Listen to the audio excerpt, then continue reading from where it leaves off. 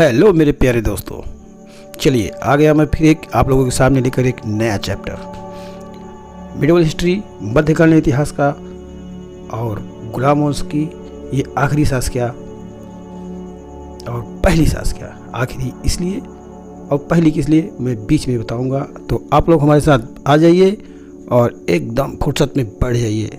Audio book के साथ मैं हाजिर हूँ, आप लोगों का दोस्त। तो आज हम आप लोगों को बताएंगे रज़िया सुल्तान के बारे में।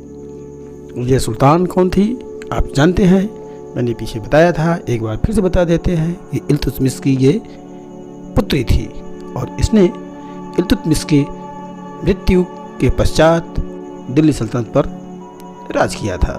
ये हम डिटेल में कहानी में बताएंगे।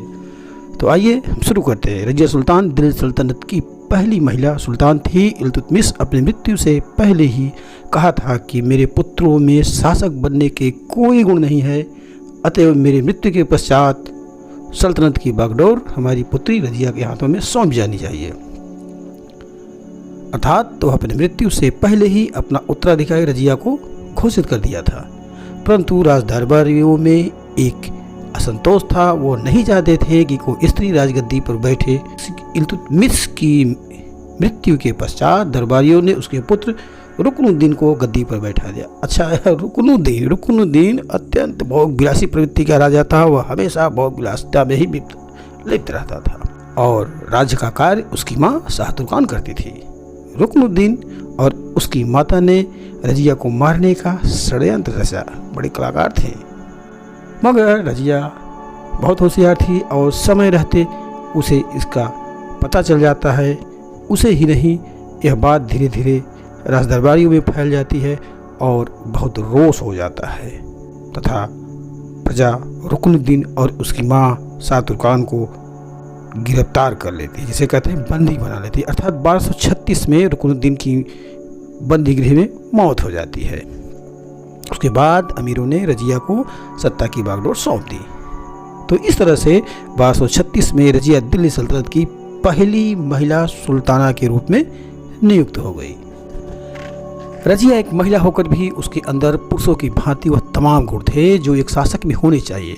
रज़िया को दिल्ली की प्रजा व अमीरों का समर्थन प्राप्त था, मगर पंजाब, बदायूं व मुल्तान के सूबेदार रज़िया के विरुद्ध थे और वे दिल्ली पहुंचकर रज़िया को घेर लेते हैं। मगर रज़िया बहुत ही चालाक शासकिया थी।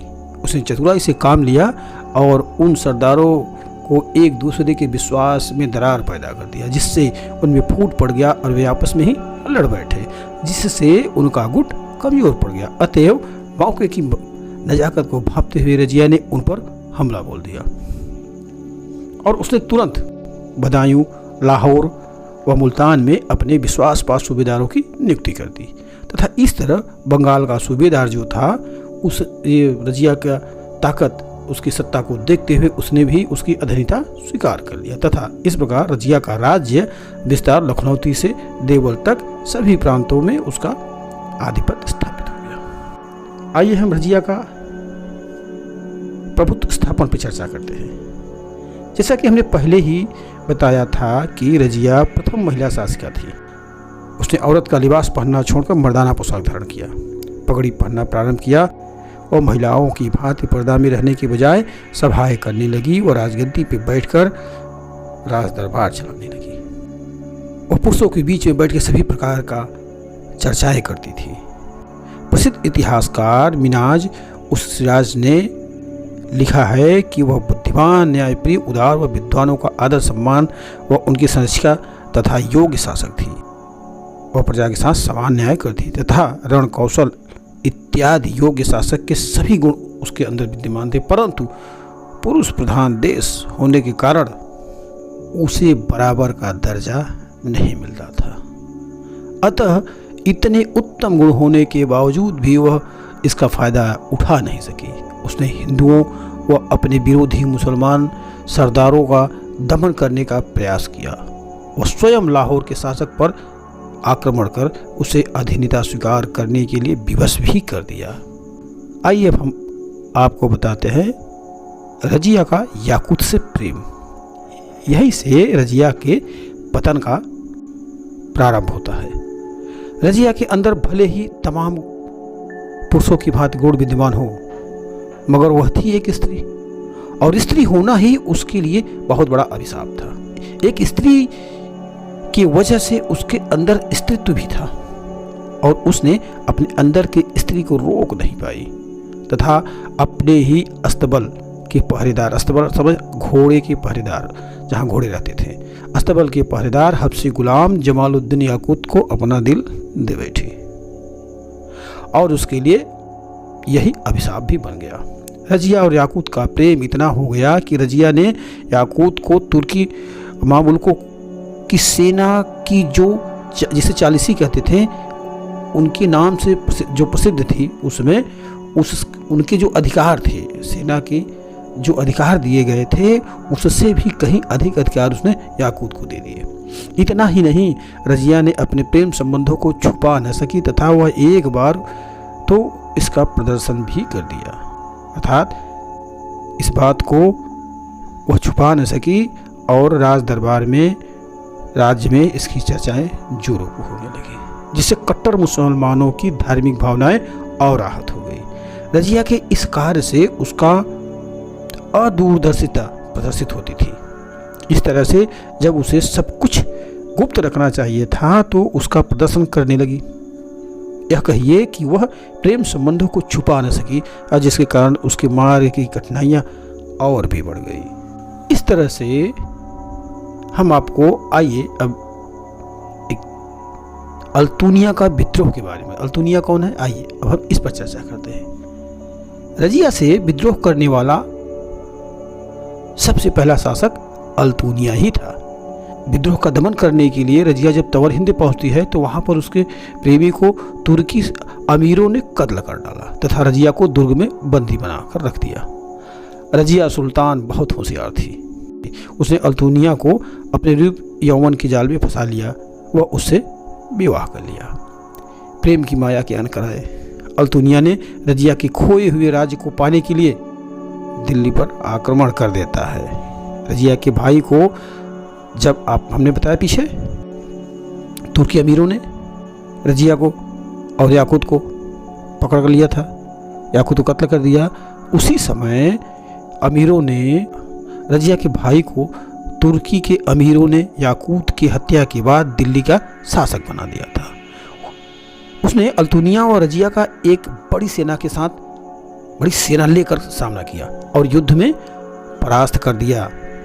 अल्तुनिया की सेना परास्त हो गई। अल्तुनिया की सेना या साथियों ने उसे धोखा दे दिया, और उस युद्ध में अल्तुनिया और रजिया हिंदुओं के हाथ लग जाते हैं। बात है 1240 में, बात है 1240 की। हिंदुओं ने अल्तुनिया और रजिया का कत्ल कर डाला। रजिया का शासनकाल यहीं पे समाप्त हो जाता है। रजिया का शासनकाल महज 3.5 साल का ही था। आइए हम अब रजिया का मूल्यांकन करते हैं। रजिया को असफलताएं क्यों हुई, रजिया की असफलता के कारण के बारे में जानते हैं। रजिया का स्त्री होना ही सबसे बड़ा कारण था। उस समय स्त्री का राजगद्दी पर बैठना व राजकाज करना पुरुषों को पसंद नहीं आता था। समय की प्रथा के आगे, समय की प्रथा क्या थी? स्त्री घर में रहे, पर्दे में रहे, बाहर न निकले, पुरुषों से सामने न आए। मगर रजिया सुल्ताना पुरुषों की भांति समस्त कार्य करती थी। तो समय की प्रथा के आगे रजिया को मात खानी पड़ी। इस प्रकार रजिया का हार, विफलता का कारण मुसलमानों की कट्टरपंथी विचारधारा व असहिष्णुता ही मानी जानी चाहिए। इतिहासकार एल्फिंस्टन ने लिखा है कि तमाम उच्च गुण होने के बजाय भी स्त्री होना उसकी सबसे बड़ी विफलता थी, और उससे भी बड़ी विफलता था याकूत से उसका प्रेम। याकूत से प्रेम करना रजिया को भारी पड़ गया, जिससे अमीर नाराज हो गए और अंत में रजिया की हत्या तक उन लोगों ने कर डाली।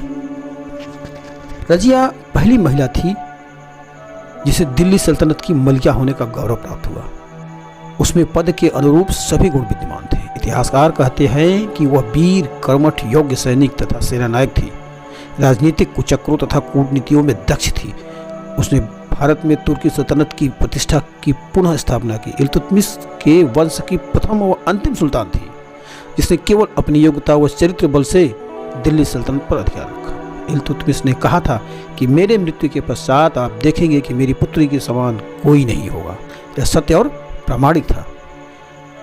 पिता के मृत्यु के पश्चात उसे जो सिंहासन मिला वह पूर्णतः कठिनाइयों से भरा पड़ा था, किंतु रजिया ने अपने साहस, अपनी बुद्धिमत्ता का परिचय देते हुए वह बड़ी ही सूझबूझ से उसका सामना किया।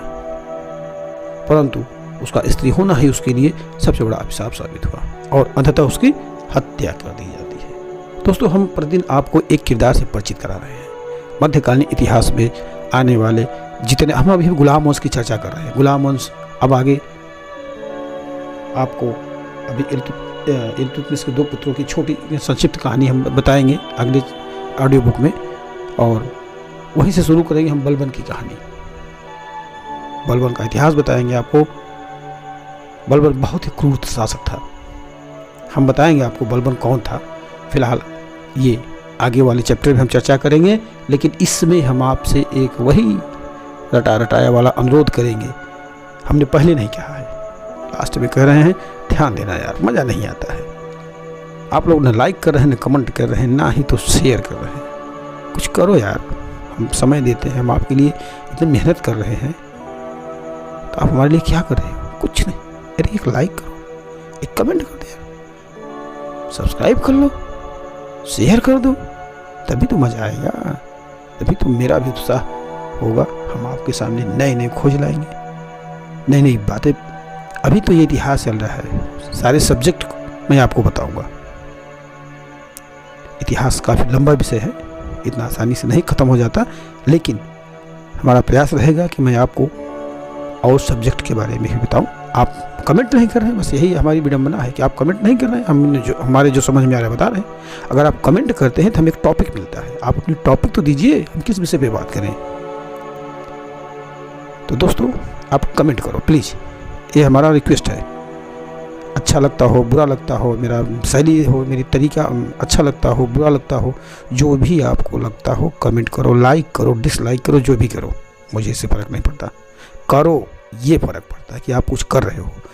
अगर आप हो, सुन रहे हो, तो प्रमाण दो यार। आप हो ना, तो प्रमाण दो, यही प्रमाण है। एक शेयर कर दो, लाइक करो, कमेंट करो, शेयर करो। ओके, चलिए बाय।